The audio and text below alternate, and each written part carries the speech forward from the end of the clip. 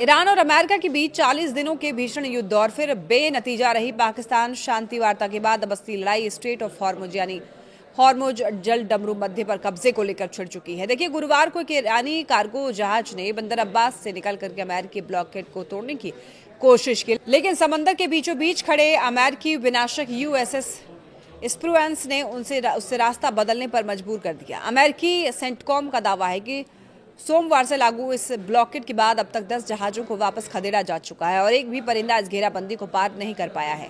राष्ट्रपति Donald Trump ने fox business पर ही साफ कर दिया कि ईरान के पोर्ट्स को पूरी तरीके से घेर लिया गया है और अब वो नॉर्मल ट्रेड नाम की कोई चीज नहीं बची है वहां पर। और उधर देखिए, मसूद ने भी दुनिया को चेतावनी दी है कि ईरान पर कोई अपनी शर्तें थोप नहीं सकता है। सस्पेंस इस बात का है कि सिर्फ 21 किलोमीटर चौड़ा ये रास्ता, जहां से दुनिया का 20% तेल गुजरता है, अब एक तरफा कब्जे की भेंट चढ़ा है।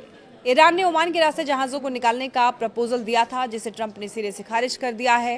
हालात ये है कि भले ही सीज फायर का ऐलान हो चुका है, लेकिन समंदर में बारूद की गंध अभी भी बाकी है।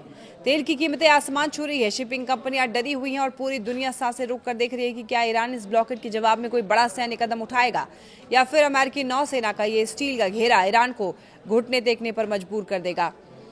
और ये सिर्फ देखिए, दो देशों की जिद नहीं है, बल्कि दुनिया की अर्थव्यवस्था को बचाने या डुबाने की सबसे बड़ी जंग बन चुकी है। दोनों देशों के इन सख्त बयानों का असर वैश्विक बाजार पर दिख रहा है। तेल की कीमतों में उछाल आया है, बाजार में अस्थिरता बढ़ चुकी है। ट्रंप ने एक बयान में दावा किया कि ब्लॉकेड पूरी तरह लागू होगा और ईरान अब सामान्य व्यापार नहीं कर पा रहा है। इसी बीच सेंटकॉम ने 16 अप्रैल को एक अहम अपडेट देते हुए बताया कि एक ईरानी झंडे वाला कार्गो जहाज जो बंदर अब्बास से निकला था, उसने अमेरिकी ब्लॉकेड को तोड़ने की कोशिश की, लेकिन यूएसएस स्प्रूएंस डिस्ट्रॉयर ने उसे सफलतापूर्वक रोककर वापस मोड़ दिया। सेंटकॉम के अनुसार अब तक 10 जहाजों को वापस भेजा जा चुका है और एक भी जहाज ब्लॉकेड को पार नहीं कर पाया। ईरान ने इससे खुली दुश्मनी करार दिया है, हालांकि उसने अभी तक कोई सीधा सैन्य कदम नहीं उठाया है। यही वजह है कि हॉर्मुज जल डमरू मध्य को लेकर तनाव इतना गंभीर हो चुका है कि ये महज 21 किलोमीटर चौड़ा रास्ता है, लेकिन दुनिया के करीब 20% तेल की सप्लाई इसी से गुजरती है।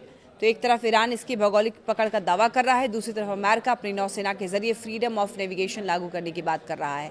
फिलहाल ब्लॉकेड के चलते संतुलन अमेरिका के पक्ष में झुकता हुआ नजर आ रहा है, लेकिन हालात अब भी बेहद नाजुक हैं। किसी भी वक्त हालात बदल सकते हैं।